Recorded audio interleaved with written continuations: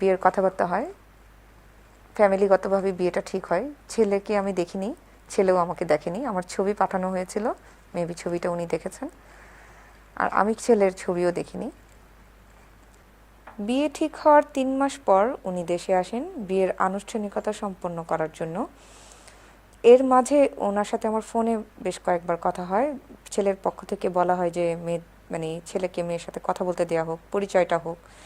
তো বেশ কিছুদিন তার সাথে আমার ফোন আলাপ হয়।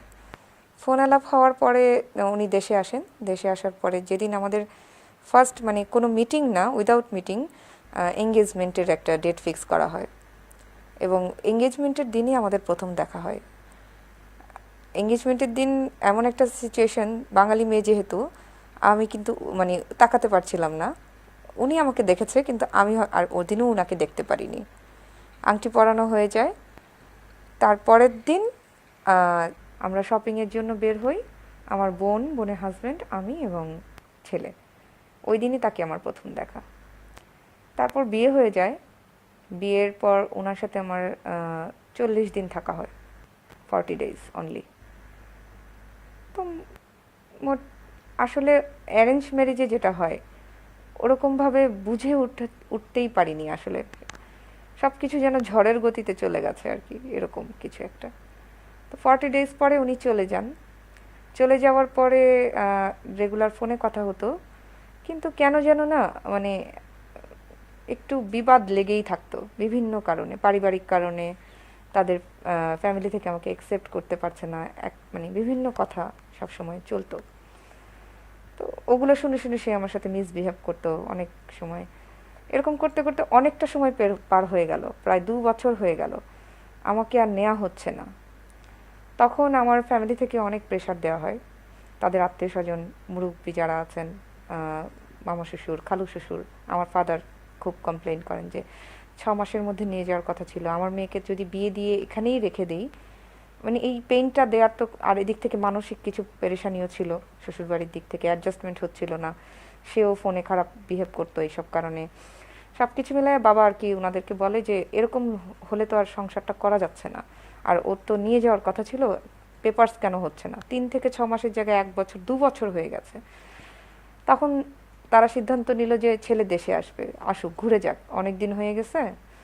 তখন আমার বাবা বলল যে না, যদি আসতে হয় তাহলে ওকে পেপারস নিয়ে আসতে বলেন, আর না হলে ওর আসার দরকার নেই। কারণ আত্মীয় স্বজনের কাছে একটা লজ্জার বিষয় হয়ে গেছে, সব কিছু মিলায় আর কি। তারপরেও উনি 2 বছর পরে আসলো দেশে। এসে এসেও পারিবারিক সমস্যা, তার ফ্যামিলির সাথে আমার ফ্যামিলির কোনোভাবেই অ্যাডজাস্ট হয় না। কেন যেন সারাক্ষণ দোষী, আমার দোষগুলোই মুখ্য হয়ে দাঁড়ায় ছোটোখাটো অনেক কিছু নিয়েই। একটা প্রোগ্রাম হবে 2 বছর পরে, উনি যেদিন আসছেন তার সেদিন আমার জন্মদিন, আর তারপরের দিনই আমার ম্যারেজ ডে। তো একটা প্রোগ্রাম সাজানো হয় যে উনিও আসতেছে এইরকম একটা বিশেষ দিনে। তো ওই প্রোগ্রামটার দায়িত্ব, দায়িত্ব বলতে কি, একটা রেস্টুরেন্টের ছোট্ট একটা ঘটনা, যে রেস্টুরেন্টের একটা রিজার্ভেশনটা আমার ফ্যামিলির পক্ষ থেকে দেয়া হয়, আমার বোনের হাজব্যান্ড করে। এটা নিয়েও তাদের মধ্যে মনোমালিন্য সৃষ্টি হয় যে কেন আমার বাড়ির লোকজন করলো, তার ভাইকে কেন দাও, এইসব ছোটোখাটো বিষয় নিয়ে অনেক কিছু হয়ে যেত। অকারণে কারণে আমাকে সবসময় তার মায়ের পায়ে ধরে ক্ষমা চাইতে হবে, তার বড় ভাইয়ের পায়ে ধরে ক্ষমা চাইতে হবে, তার ভাবির পায়ে ধরে ক্ষমা, এরকম চলতে থাকতো। আমাকে বাধ্য করা হতো, তুমি ছোট, হ্যাঁ হইতেই পারে। ভুল সে করতো, অনেক সময় আমার হাজব্যান্ডই মিস্টেক করতো। তার দায়িত্ব হচ্ছে তার ফ্যামিলিকে ম্যানেজ করা, যে না, উনিই কিন্তু আমাকে বলেছে যে তুমি আপুর হাজব্যান্ডকে বলো যে ওর রিজার্ভেশনটা দিতে, উনি এগুলো ভালো বুঝে। উনি বলেছে বলেই কিন্তু আমি করেছি, কিন্তু দোষটা গিয়ে আমার ঘাড়ে চাপে। এবং উনি বলে না ওনার ফ্যামিলিকে যে আসলে আমি বলেছিলাম, ওর কোনো দোষ নাই, এই কথাটা উনি কখনোই বলতো না। প্রেশারগুলো আমাকে নিতে হতো সবসময়, এবং আমাকে দিয়ে জোর করে মাপ চাওয়ানো হতো। তো এগুলোর খুব খারাপ প্রতিক্রিয়া জমতো আমার মনের মধ্যে। এটাও মুখ্য বিষয় ছিল না। ফাইনালি যখন তারপর আবার উনি চলে গেল, 2 মাস ছিল, 2 মাস পরে উনি আবার চলে যায়। যাওয়ার পরে তখন আমার বাসা থেকে খুব প্রেশারাইজড করা হয় যে পেপারসের জন্য। দেখলো যে খুব হিতে বিপরীত হয়ে যাচ্ছে। ওনার বাসা থেকে ওনার আত্মীয় স্বজন যারা আছে তারাও প্রেশার দিচ্ছে যে নিচ্ছ না কেন, লজ্জার বিষয় হয়ে দাঁড়ায়। তখন পেপারসটা করেন উনি। পেপারস করার পরে উনি আর আসেন না। তখন বাংলাদেশ থেকে ভিসা হতো না, মানে এম্বাসি নেই, ওখানের গ্রিসের এম্বাসি নেই। তো আমি আমার বাবাকে নিয়ে দিল্লিতে যাই, উনি আসেন না। আমার জীবনে কিন্তু আমি তখন ছোট, এগুলো কিছুই বুঝি না, নতুন একটা অভিজ্ঞতা।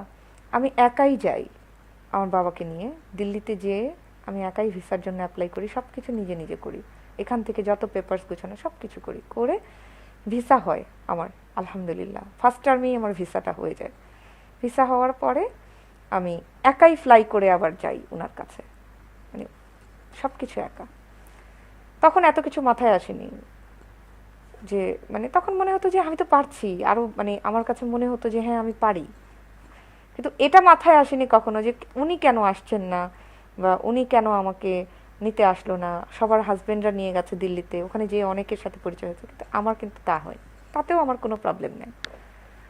কিন্তু যাওয়ার পরে যেটা হয়, তার আগে একটু বলি, এর মাঝে ফোনে ফোনে সে কিছু উদ্ভট কিছু কথা বলতো আমাকে, কিন্তু আমি তখন বুঝে উঠতাম না যে উনি কেন এগুলো বলে। বোকার মতো, মানে উনি যা বলতো তাই ইয়ে করতাম, বা কারোর সাথে শেয়ার করার মতো আছে না, যে আমি কার সাথে শেয়ার করব ওনার এই ধরনের কথাগুলো, আমি শেয়ার করতে পারতাম না। নিজে নিজেই ভাবতাম যে এগুলো কি বলে, বা আসলেই কি হাজবেন্ডরা এরকম কথা বলে কি না, কনফিউজড হয়ে যেতাম। তারপরে ভাবতাম যে আচ্ছা ঠিক আছে, গেলে হয়তো ঠিক হয়ে যাবে বা এরকম। তারপরে যখন যাই, যাওয়ার পরে আস্তে আস্তে আস্তে আস্তে আমার কাছে মনে হয় যে আসলে ব্যাপারগুলো অস্বাভাবিক।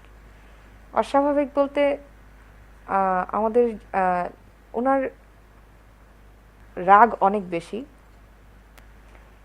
মানে এটা উনি নিজেও বলতো সবসময় যে আমি নিতে পারি না, অসম্ভব রাগ, মানে চোখ দেখলেই ভয় লাগতো এরকম রাগ আর কি। যা আছে ওটাই ছুঁড়ে মারতো হাতের সামনে, এরকম ছুঁড়ে ফেলে দেওয়া, ভেঙে ফেলা, এরকম রাগ, খুব ভয় পেতাম আমি।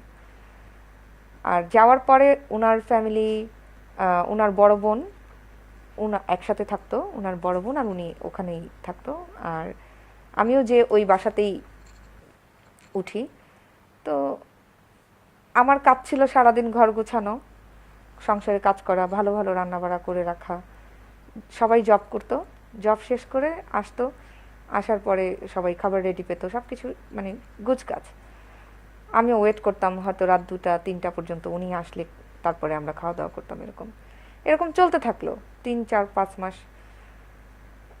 এক সময় যে দেখা গেল যে মানে আবারও সেই ফ্যামিলি প্রবলেম, আমি কাজকর্ম করে গুছায় রাখছি, কিন্তু আর বাসায় আসার পরে আমি আবার একটু মানে গুছানো টাইপের, সব কাজ শেষ তাড়াতাড়ি ঝটপট শেষ করে নিজে পরিপাটি হয়ে মানে নামাজ কালাম পড়া, গল্পের বই পড়া, গান শোনা, এগুলো ছিল আমার ইয়ে।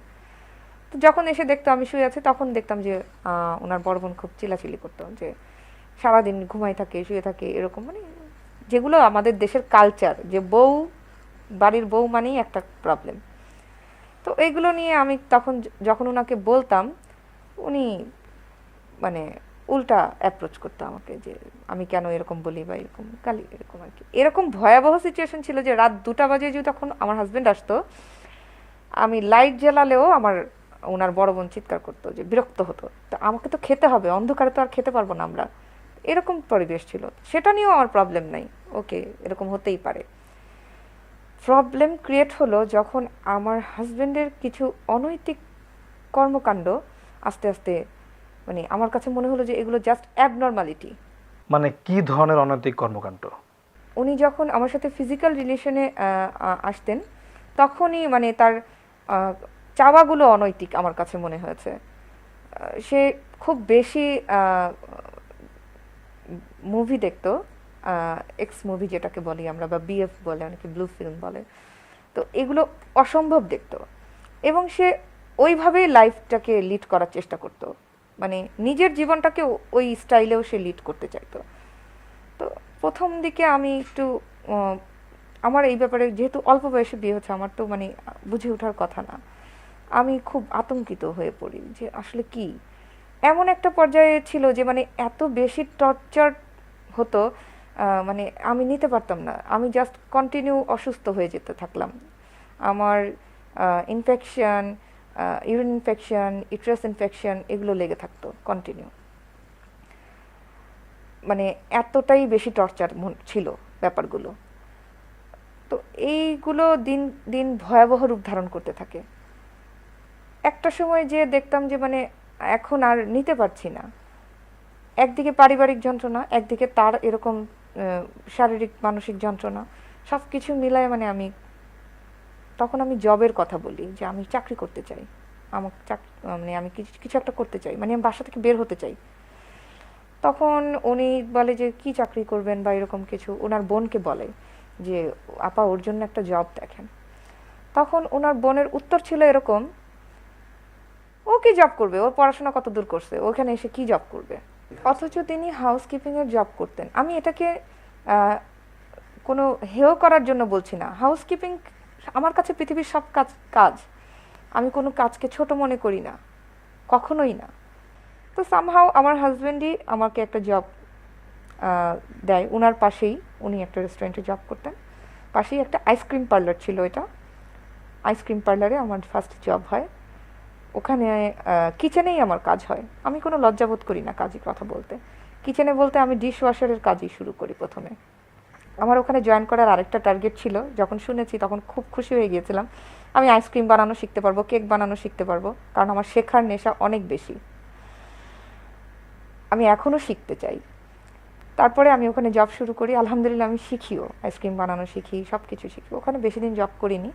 ওখানে 4 মাস জব করার পরে আমার শারীরিক সমস্যা শুরু হয়, আবার অনেক অসুস্থ হয়ে যাই। মানে এত পরিমাণে অসুস্থ হয়ে যাই, আমার 38 ঘন্টা ইউরিন বন্ধ ছিল। 38 ঘন্টা আমার কোনো ইউরিন পাস হয়নি। আমার পেটটা ফুলে যায়, প্রচুর ব্যথা। আমি আমার হাজব্যান্ডকে বলি, সে আমাকে বলে যে সকাল হোক, রাত হয়ে গেছে অনেক। সে ওয়েট করতে থাকে। অথচ বিদেশে বা যে কোনো দেশেই কিন্তু হসপিটাল 24 আওয়ার্স, কিন্তু তার নেগলিজেন্সিটা এত বেশি ছিল আমার প্রতি, মানে নেগলেক্ট এত বেশি করতো, মানে কিছু হবে না, মেয়ে মানুষ, মানে এরকম একটা ভাব ছিল তার মধ্যে সবসময়। সকাল হোক, এদিকে আমার পেট ফুলে যাচ্ছে, প্রচণ্ড ব্যথা। একসময় আমি কান্না করা শুরু করলাম। ভোর হয়ে গেল, তারপর সে বাধ্য হয়ে আমাকে একটা হসপিটালে নিয়ে যায়। ওখানে হসপিটালে নেওয়ার পরে তখন 6:30 বাজে, 7টায় ডক্টর আসবে। কিন্তু তখন আমার সিচুয়েশন খুবই খারাপ হয়ে যায়। আমি বারবার ওয়াশরুমে যাচ্ছি, কিন্তু আমার ইউরিন পাস হচ্ছে না। একটা সময় আমার প্রচুর ব্লিডিং শুরু হয়ে যায়। তখন আমি চিৎকার দেই, সেন্সলেস হয়ে যাই। তখন আমাকে ওরা কি করে আমি জানি না। আর আমার যখন সেন্স আসে তখন শুধু দেখতেছি যে ওরা আমাকে ইঞ্জেকশন রেডি করছে। সম্ভবত আমার অবস্থা খুবই খারাপ ছিল। আমাকে 2টো ইঞ্জেকশন দেওয়া হলো একসাথে আমার কোমরে। তারপরে আবার আমি সেন্সলেস। যখন আমার সেন্স আসে তখন আমি দেখি যে আমি একটা হসপিটালে। ওটা ওটা ছিল হচ্ছে একটা এলাকাভিত্তিক যে হসপিটালগুলো থাকে, কোনো মানে সিস্টেম ছিল না, শুধু ডক্টররা বসতো। যখন আমাকে সেন্স আসে তখন দেখি আমি বড় একটা হসপিটালে অ্যাডমিটেড আছি। ওখানে আমার সব টেস্ট করানো হয়, সব কিছু করানো হয়। দেখা হয় যে আমার অনেক ইনফেকশন হয়ে গেছে, রাইট কিডনিটা ফুলে গেছে, ইট্রাসও ইনফেকশন আছে। ওরা তখন আমাকে ট্রিটমেন্ট করে। আমি ছিলাম কয়েকদিন হসপিটালে। তারপরে আমাকে 40টা ইঞ্জেকশন দিতে হয় এই ইনফেকশনটা ভালো করার জন্য। এই শুরু আমার অসুস্থতা। এরপর আর থেমে থাকিনি। তারপরে ফ্যামিলিগত প্রবলেমের কারণে বাসা চেঞ্জ হয়। আমার হাজব্যান্ড মানে আমরা একসাথে ছিলাম, আমার ননসের সাথে আলাদা হয়ে যাই।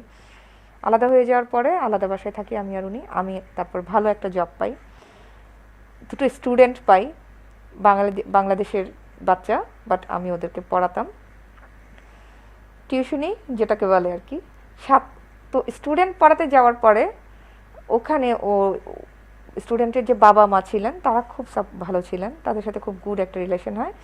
স্টুডেন্টের বার্থডে পার্টিতে গ্রিক একজন লয়ারের সাথে আমার পরিচয় হয়। ওর নাম ক্রিস্টোস ছিল। ওনার সাথে যখন পরিচয় হয় অনেকক্ষণ কথাবার্তা হয়।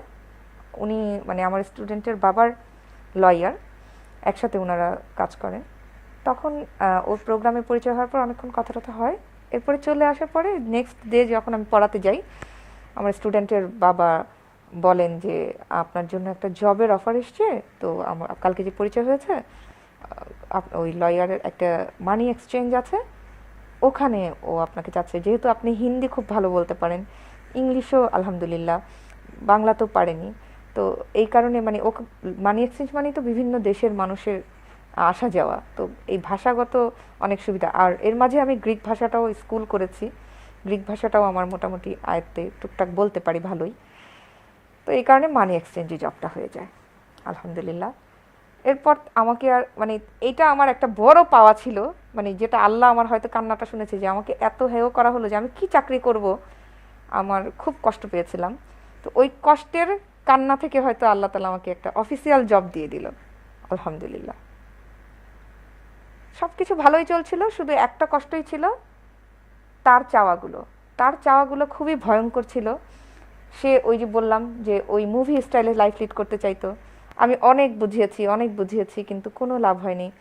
আমি আল্লাহর কথা বলেছি, কন্টিনিউ নামাজের বিছনায় কেঁদেছি, তাহাজ্জুদ পড়েছি, একটা না মিস দিতাম না। এবং একটাই চাওয়া ছিল আল্লাহর কাছে যে আল্লাহ মানুষটাকে শুধরে দাও তুমি। আমি আমার ফ্যামিলিকে কখনো জানাইনি। কারণ হচ্ছে জানিয়ে কি হবে, মানে তখন চিন্তা করতাম যে হয়তো আমার বাবা বলবে যে দরকার নাই সংসার করার, চলে আসো। আমাকে হয়তো আবার আরেকটা বিয়ে দিবে, আমাকে তার বসায় রাখবে না। তো এই আরেকটা বিয়ে হবে, নেক্সট বিয়ে হবে, মানে কেমন হবে, তখন তো একটা আতঙ্ক, মানে এইসব ভাবতেই চাইতাম না। মনে হতো যে না, উনি ঠিক হয়ে যাবে। মানুষ তো পরিবর্তন হয়, তাই না? আর আল্লাহর কাছে, আল্লাহর প্রতি অগাধ বিশ্বাস যেটা আমার সব সময়, আল্লাহর কাছে চাইলে আল্লাহ অবশ্যই দিবে, আল্লাহ সব ডাক কবুল করবেন ইনশাল্লাহ।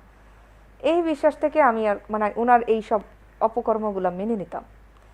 অনেক সময় রাগ হতাম, ইয়ে করতাম, মানে এতটাই টর্চারেবল ছিল যে আমি 3-4 ঘন্টা টর্চার করতো, আমি অনেক সময় ঘুমায় পড়তাম। তো আমাকে চর দিত, গালে চড়ায় উঠাইতো, এরকমও ছিল। এতটাই ভয়ঙ্কর ছিল। তার কি অন্য কোনো মেয়ের সঙ্গে অবৈধ কোনো অনৈতিক কোনো সম্পর্ক ছিল কিনা, আপনার কেমনটা মনে হয়? এটা আমার বিয়ের আগে ছিল তার, আমার বিয়ের পরেও ছিল। তার এরকম ব্যাপারগুলো ছিল, সে আমাকেও স্বস্তি দিত না। সে আমাকে বিভিন্ন তার স্বপ্নের নায়িকা বানিয়ে ফেলতো। মানে আমার কেউ তাকে তার গল্প থেকে বাদ যেত না। তার আমার কাজিন, তার কাজিন, আমার খালাতো বোন, তার খালাতো বোন, আমার বান্ধবীরা বা যার সাথে নতুন যাকে দেখবে সে, তাকেই তার ভালো লাগে।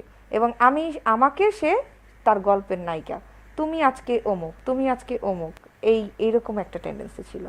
আমার কথা হচ্ছে কি, সে আলহামদুলিল্লাহ, আল্লাহর কাছে শুক্রিয়া, সে এই সাহসটা দুঃসাহসটা কখনো করতে পারে নাই, মানে কিন্তু তার অফারগুলো, আমার কথা হচ্ছে কি, যে মুখে বলতে পারে সে সব করতে পারে। তার অফার এরকম ছিল যে একসাথে গ্রুপ ট্যুরে যাব, মানে সব ফ্রেন্ডরা এনজয় করবো বাইরের দেশের লাইফস্টাইলে, যেটা আমি মানে আমার কাছে মনে হয় যে এটাও আমি দেখি নাই কোনো, মানে বাইরের কারোরও এরকম দেখি নাই, কিন্তু ওনারটা মানে এক্সট্রিম লেভেলের ভয়ানক ছিল। গ্রুপ ট্যুরে যাব, ফ্রেন্ড সার্কেলরা সবাই মিলে একসাথে এনজয় করবো, সবাই মানে বউ এক্সচেঞ্জ পর্যন্ত সে চিন্তা করতো।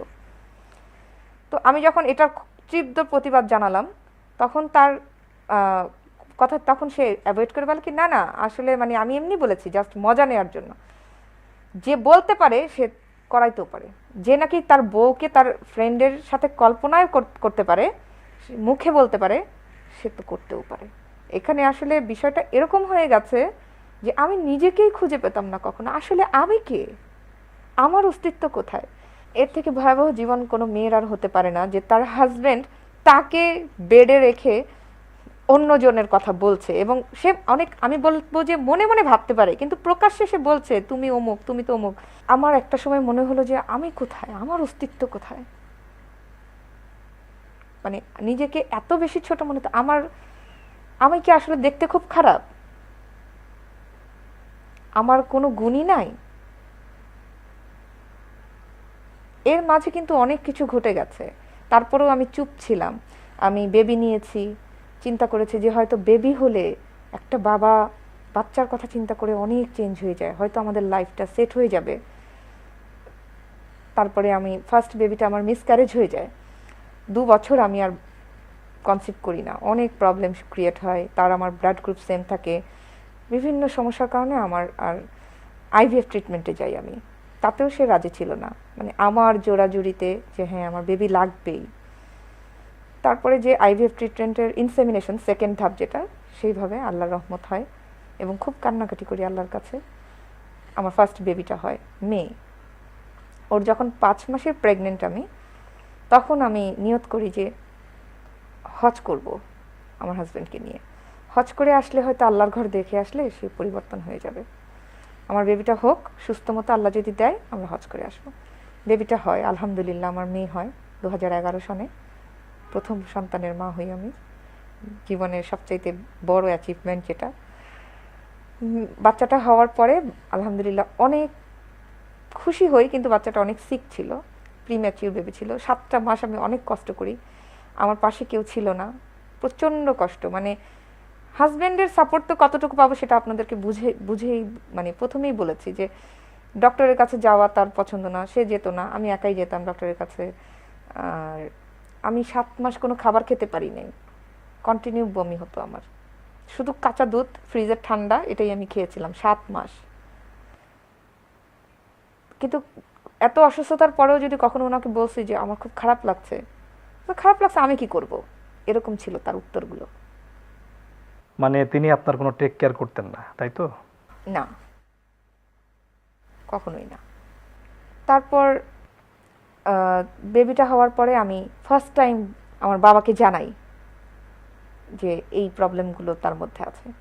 আমার বাবা শোনার পর আমাকে বলে যে ঠিক আছে মা, ধৈর্য ধরো, এখন তুমি আগে তো বলো নাই, এখন তো তোমার মেয়ে হয়ে গেছে একটা, তো এখন ওর কথা চিন্তা করতে হবে, তুমি একটু নিজে গুছাও, সব কিছু গুছাও, আর আল্লাহর কাছেও তো তুমি বলছো, যদি ও পরিবর্তন হয় তো হলো, আর যদি না হয় তাহলে তুমি চলে আসো, তুমি চলে আসো, আমার একটা নাতিন আমি পালতে পারবো। আমার বাবা বলার পর আমি তো ডিসিশন নিলাম যে আমি হজ করে আসি, আল্লাহ যদি রহম করে ইনশাল্লাহ রহম হয়ে যাবে। আমার শ্বশুরবাড়িতেও জানানো হয়, আমার ভাসুর, আমার ননাস, তাদের দুজনকে জানাই।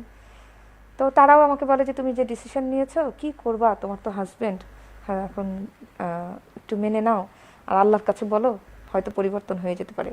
তখন আমি ফার্স্ট জানতে পারি যে এর ক্যারেক্টার সম্পর্কে আমার ননাস আগে থেকেই জানতো, তার যে বড় বোন যার সাথে উনি থাকতো, উনি আগে থেকেই জানতো। উনি ফার্স্ট আমার কাছে স্বীকার করে যে হ্যাঁ ও এরকম, ও এগুলো দেখতে দেখতে এরকম মানসিক বিকৃত হয়ে গেছে, এবং তার কিছু প্রিভিয়াস কাহিনীও আমার ননাস আমার সাথে শেয়ার করে। তারপরে আমাকে বুঝায়, তারা বুঝানোর পরে আমি হজে যাই। ও এর মাঝখানে আমার বাবা মারা যান, আমার হজের টাকা জমা দেওয়ার পরেই আমার বাবা মারা যান, মারা যায় 2013-তে। তো আমার যে চলে আসা সেটা আর হয় না। 2013-তে আব্বা মারা যায়, তখন আমি 9 মাস দেশে থাকি। তারপরে উনি আসেন, আসার পরে আমরা একসাথে হজ করতে যাই। কিন্তু মনের যে আকাঙ্ক্ষা, সে আকাঙ্ক্ষা আমার মানে ওখানে যেয়ে খুব কষ্ট পেতাম যখন দেখতাম সব হাজবেন্ডগুলো মানে একসাথে তাওয়াফ করছে, একসাথে মানে ওখানে তো অনেক ভিড়, হাজবেন্ডগুলো 2 হাত দিয়ে তাদের ওয়াইফকে এইভাবে মানে আড়াল করে রাখে তাওয়াফ করার সময়, যাতে কারো গায়ের সাথে টাচ না লাগে। কিন্তু আমি একা তাওয়াফ করতাম, একা উমরা করেছি, মানে ওনার কাছে আমার এগুলো বাড়াবাড়ি মনে হতো। আমি সারা আমার কথা, আমি বেবিটাকে রেখে গিয়েছিলাম আমার মায়ের কাছে, আমার কাছে মনে হতো কি আল্লাহর ঘরে আসছি, মানে আমার মনটাই যেন কেমন হয়ে গিয়েছিল। আমি সারাক্ষণই হোটেলে থাকতাম না, কাবায় পড়ে থাকতাম, মসজিদে পড়ে থাকতাম। তো উনি বলতো যে বেশি করি, বেশি ঢং করি, বেশি বাড়াবাড়ি করি, অতিরিক্ত, এরকম বলতো। খুব কষ্ট পেতাম। ওইভাবে যেইভাবে আমি ইবাদতটা করতে চাইতাম ওনাকে নিয়ে, সেভাবে আমি আর পারি নাই। উনি ওনার মতো যেত, আমি আমার মতো যেতাম, ওনার মনে চাইলে যেত, না মনে চাইলে যেত না। আমারটা নাকি বেশি বাড়াবাড়ি, তো ওইগুলো নিয়ে আর কথা বললে আর ঝগড়াই বাড়ে শুধু। এই জন্য আমি কখনো প্রতিবাদ করা বা একটা কথা বলা ছেড়ে দিয়েছিলাম, কারণ খামোখা অত্যাচার সহ্য করার দরকার নেই, মার খাওয়ার তো আর যুক্তি নাই। আপনি যদি প্রতিবাদ করতেন আপনার স্বামীর কোনো বিষয়ে, তাহলে কি উনি আপনাকে কোনো শারীরিক টর্চার বা গায়ে হাত তুলতো কিনা? হ্যাঁ জি, আঘাত করতো। তারপর হজ করে আসার পরে আবার আমি, যেহেতু বাবা মারা গেছে, আমার মাথার ছায়াটা চলে গেছে, আমি আর দেশে থাকলাম না, আবার আমি ফিরে গেলাম তার সাথে, কারণ আমার কোনো উপায় নাই আর, মানে অনিশ্চয়তায় পড়ে গেলাম যে আমি কী করবো এখন। আবারও চলে গেলাম, আবারও যে স্ট্রাগল শুরু করলাম, বাচ্চা নিয়েই স্ট্রাগল করলাম, কাজ করলাম, সব কিছু করলাম। এর মাঝে আবার আমি কনসিভ করি, আমার বাচ্চাটা মারা যায় পেটে 4.5 মাসে। আমি একা একাই হসপিটালে যাই, একা একাই বাচ্চাটা অ্যাবর্ট করে আসি, আমার সাথে কেউ নাই। আবার আরেকটা, আমি বাচ্চা অনেক ভালোবাসি, মানে আমার মনে হচ্ছিল যে আমি, এরাই আমার সঙ্গী, আমার সময় কাটে, খুব ভালোবাসি আমি বাচ্চা। হয়তো অনেকেই প্রশ্ন করে এখন যে আপনি তাহলে এতগুলো মানে এতবার বাচ্চা নিয়েছেন কেন। আমার বাচ্চা অনেক ভালো লাগে এবং আমার বাচ্চাদেরকে আমি অনেক ভালোবাসি। আমার একটা সময় শখ ছিল আমার 5টা 6টা বাচ্চা থাকবে ঘর ভর্তি, এরকম আর কি ছিল। তো তারপরে আবার আরেকটা বাচ্চা 4 নম্বর বাচ্চাটা কনসিভ করি। এই বাচ্চাটারও হার্টবিট বন্ধ হয়ে যায় 5.5 মাসের সময়, এবং যখন বন্ধ হয়ে যায় তখন আমি আর মেন্টালি নিতে পারছি না, তখন অলরেডি আমি মেন্টালি সিক। এক হচ্ছে হাজব্যান্ডের টর্চার, দ্বিতীয় হচ্ছে বারবার এরকম হচ্ছে। এতই সিক ছিলাম যে ডক্টর আমাকে বললো যে বাচ্চাটা মারা গেছে, কিন্তু আমি ডক্টরের কথা শুনে হসপিটালে না যেয়ে বাসায় এসে 1 সপ্তাহ বসেছিলাম, কাউকে বলি নাই। বাসায় শুধু জায়নামাজে বসে থাকতাম আর বলতাম আল্লাহ কোনোভাবে যদি আমার বাচ্চার হার্টবিটটা ফিরে আসে। 5.5 মাস হয়ে গেছে বাচ্চা, পূর্ণাঙ্গ একটা বাচ্চা। খুব কাঁদতাম, বোকার মতো কাঁদতেই থাকতাম যে আমার আল্লাহ তুমি মিরাকল করতে পারো, যে কোনোভাবে আমার বাচ্চার হার্টবিটটা ফিরায় দাও। 1 সপ্তাহ পরে ইনফেকশন হয়ে গেল ভিতরে, মরা যেহেতু বাচ্চা। তারপর হসপিটাল থেকে আমাকে নক দেওয়া হলো যে ও তো মানে সিক হয়ে যাবে, ও তো মারা যাবে। তারপর আমি হসপিটালে যাই, তখনও আমি একাই যাই, একাই সিজার করা হয় আমার ওখানে হসপিটাল। ডক্টর ফোন দেয় আমার হাজব্যান্ডকে। এর মাঝে আরও অনেক গেছে ট্র্যাজেডি, এগুলো বলার না। আমার বড় বেবিটাও কিন্তু গ্লাসে ছিল 41 দিন, একাই সাফার করেছি আমি ওকে নিয়ে, একাই কষ্ট করেছি। ওর গ্যাস্ট্রোইসোফাঙ্গাল রিফ্লাক্স ছিল 3rd ডিগ্রি। 6 মাস পর্যন্ত ওকে বেডে শোয়াতে পারি নাই, 6 মাস শুধু ওকে কোলে রাখতে হয়েছে আমার। এই স্ট্রাগলগুলো কিন্তু অনেক ভয়াবহ ছিল আমার জন্য, কিন্তু আমার পাশে কিন্তু কেউ ছিল না। ইভেন আমার বাচ্চা কান্না করলে উনি আমাকে অনেক সময় বলতো যে ওই রুমে যাও বাচ্চাকে নিয়ে, উনি আমাকে রুম থেকে বের করে দিত, মানে সে তার ঘুমের ডিস্টার্ব, সে এরকম ফাদার ছিল। তারপরে বড় মেয়েটা তো তখন ডে কেয়ারে যায়, আর 5 নম্বর বেবি তখন আমার একাই যেয়ে অ্যাবর্ট করি। 4 নম্বর বেবিটাও আমার অবস্থা খুব খারাপ হয়ে যায়, ব্লিডিং কোনোভাবেই থামানো যাচ্ছিল না, যেহেতু 1 সপ্তাহ হয়ে গেছে মারা গেছে বাচ্চাটা পেটের মধ্যে। অনেক অসুস্থ হয়ে যায়, ডক্টর ওনাকে ফোন করে বলে কিন্তু উনি আসেন না হসপিটালে। আমার যখন সব কিছু কমপ্লিট হয়ে যায়, আমি যখন একটু স্বাভাবিক হই, ডক্টরটা এত ভালো ছিল, মানে আমাকে প্রচণ্ড আদর করতো, যে এত ছোট বয়সেই, মানে ওখানে তো একটু এইজড হয়ে বাবা মা হয়, আমি অনেক অল্প বয়সে মা হচ্ছি, এত প্রবলেম সব ফেস করেও তো খুব আদর করতো। উনি নিজেই ওনার লোক দিয়ে, অ্যাসিস্ট্যান্টকে দিয়ে আমাকে ট্যাক্সি করে ওষুধ টষুধ দিয়ে আমাকে বাসায় পাঠায়, আমি একাই বাসায় চলে আসি। এরকম ছিল আর কি লাইফটা।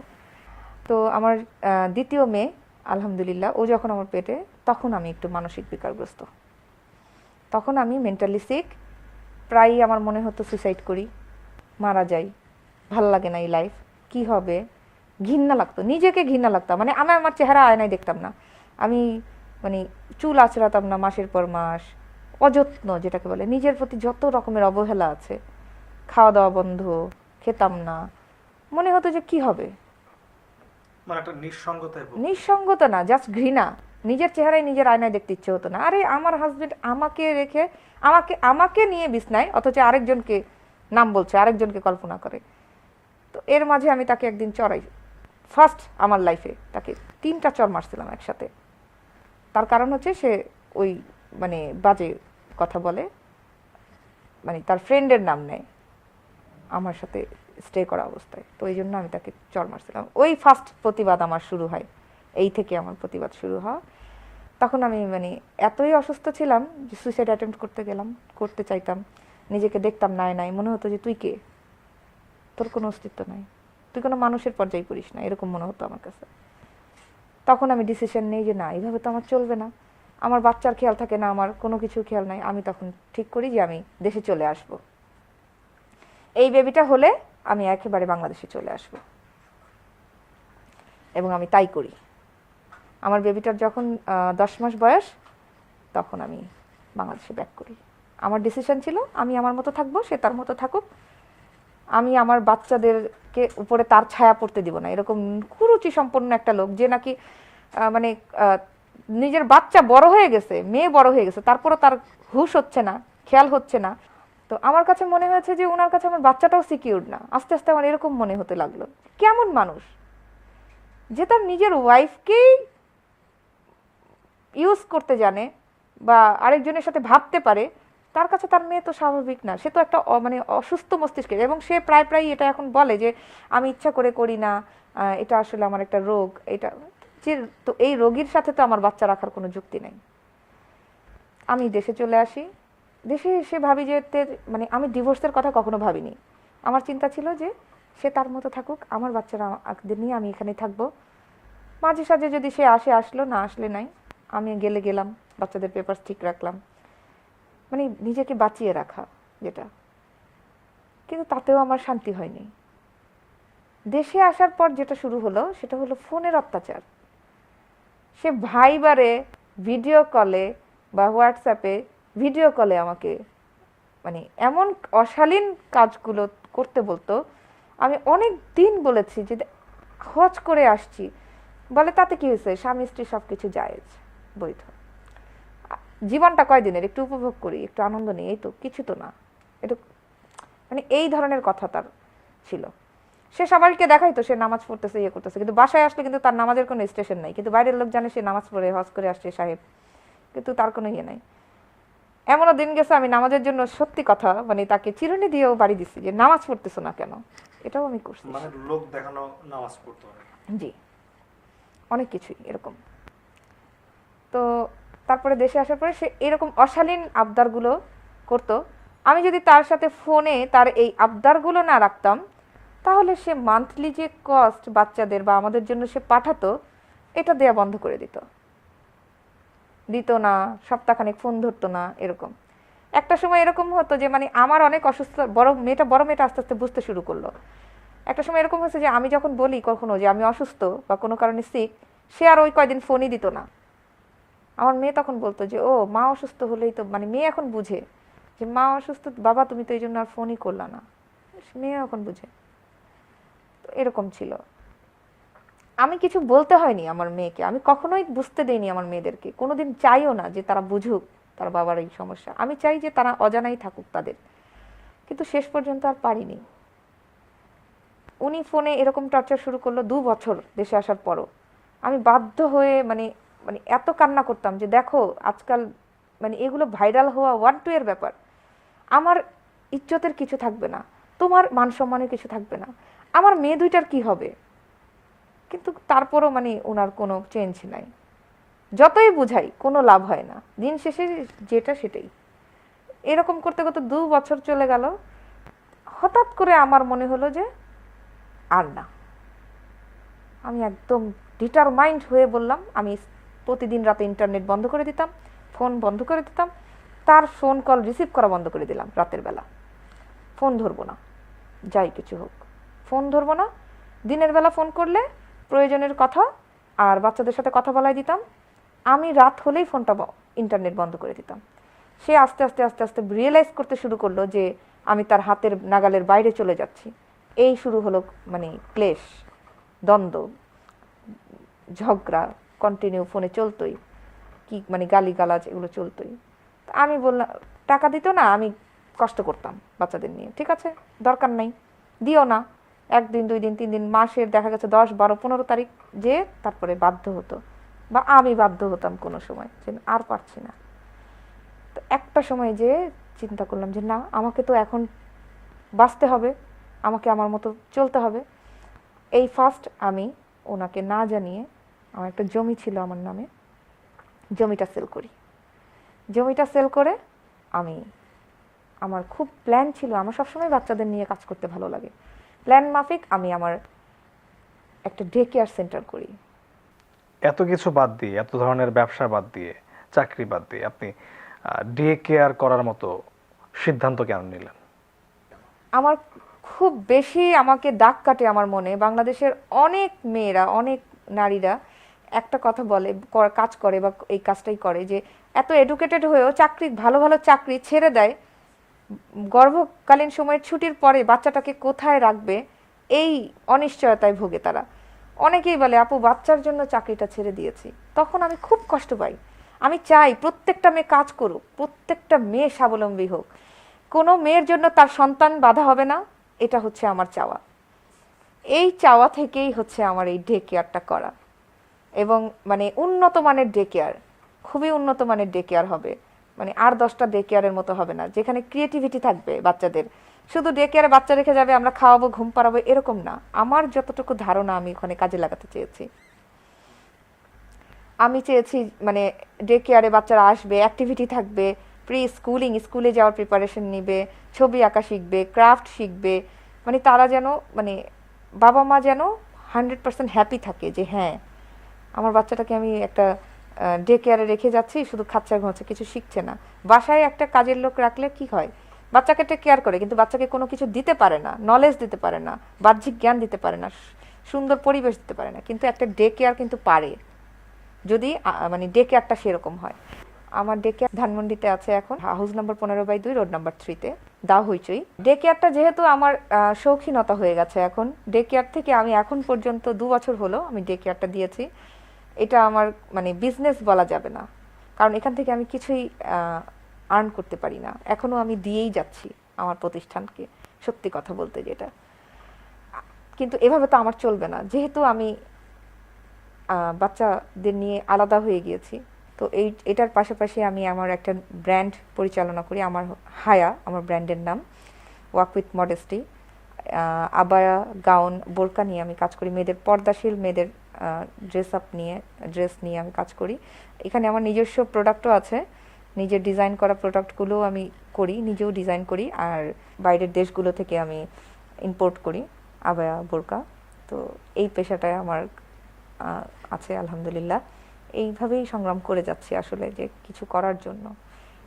ভেঙে পড়ার মানে মানুষ আমি নই, এখনও আমি ওভাবে স্থিতিশীল হতে পারিনি, আমি উঠে দাঁড়াতে পারিনি। তারপরেও আমার চেষ্টার কোনো ত্রুটি নেই, আমি চালিয়ে যাচ্ছি, আমার বিশ্বাস আমি পারবো।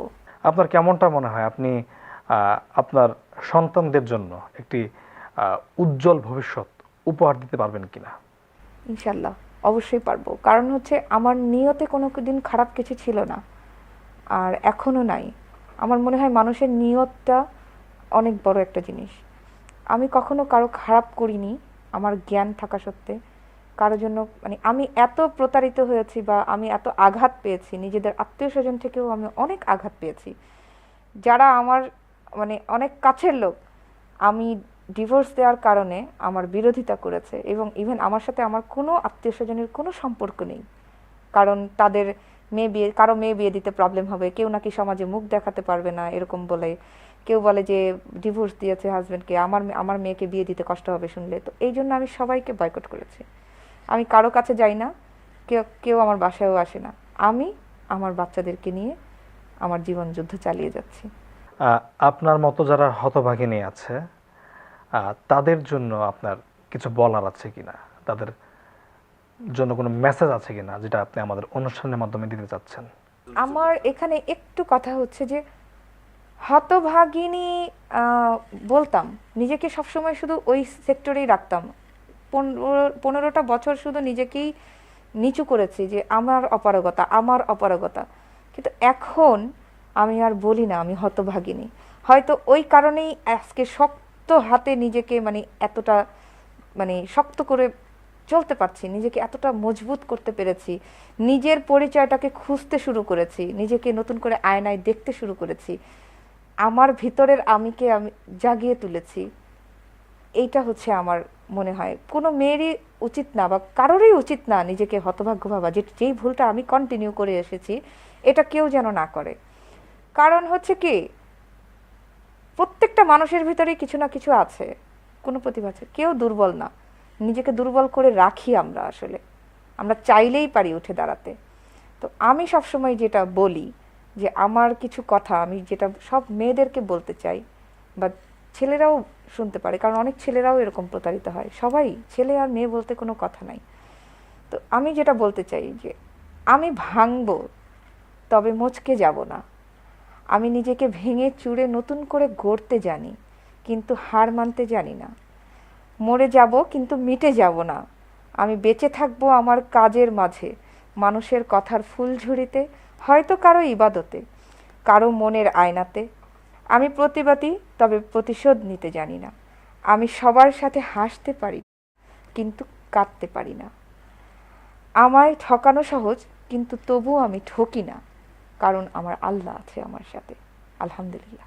আমার মাধ্যমে যদি আর 10 জন এই মেসেজটা পায় যে না উচিত, এত বছর পরে এসেও মানে আমি তো অপেক্ষা করেছি, আমি সময় দিয়েছি, আমি ধৈর্য ধরেছি, আমি আল্লাহকে ডেকেছি, তাকে পরিবর্তন করে চেয়েছি, নিজেকে মানিয়ে নেওয়ার চেষ্টা করেছি, সব কিছুর পরেও যখন মনে হয়েছে যে না এখন আমার ফিরে আসা উচিত, আমি ফিরতে পারি, ফেরা উচিত। আমার মনে হয় প্রত্যেকটা মেয়ের ফেরা উচিত, যদি তুমি শুধরাতে না পারো বা কোনোভাবেই তুমি এটা সারা জীবন তো তুমি মেনে নিতে পারো না, এটা হতে পারে না। আমাকে যেমন বলে যে এত বছর মেনে নিছে, এখন বয়স হয়ে গেছে, এখন কেন এমন করলা? বয়স হয়ে গেছে বলে কি আমি আমৃত্যু আমাকে এভাবে বিসর্জন দিতে থাকবো? আমৃত্যু আমি এই অনৈতিক কাজ মেনে নিতে থাকবো, এই অত্যাচার মেনে নিতে থাকবো না? কেন? আমার বয়স হয়ে গেছে, তাতে কি হয়েছে? আমি তো একটা মানুষ, আমার কি মন থাকতে নেই? সময় কোনো ফ্যাক্ট না। তখন বলে যে তখন বলো নাই কেন, আগে কেন বলিনি? ও তখন বললে সমাজের মানুষ বলতো কি মেয়েটার ধৈর্য নাই, একটু ধৈর্য ধরতো, ছেলেরা একটু এরকম হয়, অনেক সময় ঠিক হয়ে যায়, একটা বাচ্চা হলে ঠিক হয়ে যায়। ও আমি ধৈর্যও ধরলাম, সব কিছু করলাম, অপেক্ষা করলাম, চাইলাম সব, মানে তার জন্য, তাকে নিয়ে ঘর করার জন্য। এখন আমাকে বলে যে এত বছর ধৈর্য ধরছো, এখন আর এরকম করতেছো কেন, এখন না করতেছো কেন? মানে দুইটাতেই আমারই দোষ। ধৈর্য ধরলাম বলেও দোষ, আর তখন বলি নাই এটাও আমার দোষ। আবার তখন যদি বলতাম তখন বলতো যে এত অস্থির কেন, মেয়েদেরকে একটু সহ্য করতে হয়। মানে মেয়েরা সব দিকেই দোষী। এখন আমার অপরাধ হলো আমি কেন 14-15 বছর সহ্য করে আসলাম, আগে কেন বললাম না? আপনার সংগ্রামী জীবনের জন্য আমাদের শুভকামনা রইল।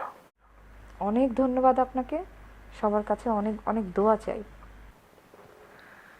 প্রিয় দর্শক, এতক্ষণ আমরা একটি ব্যতিক্রমী এমনকি সংগ্রামী জীবনের গল্প শুনলাম। আমরা জানলাম একজন নারী তার ইচ্ছা শক্তির দ্বারা অনেক কিছুই করতে পারে। প্রিয় দর্শক, এটা তো জানলাম, কিন্তু এমন না জানা অনেক গল্প আমাদের আশেপাশের ছড়িয়ে ছিটিয়ে থাকা অনেক নারীর জীবনে হয়তো রয়েছে।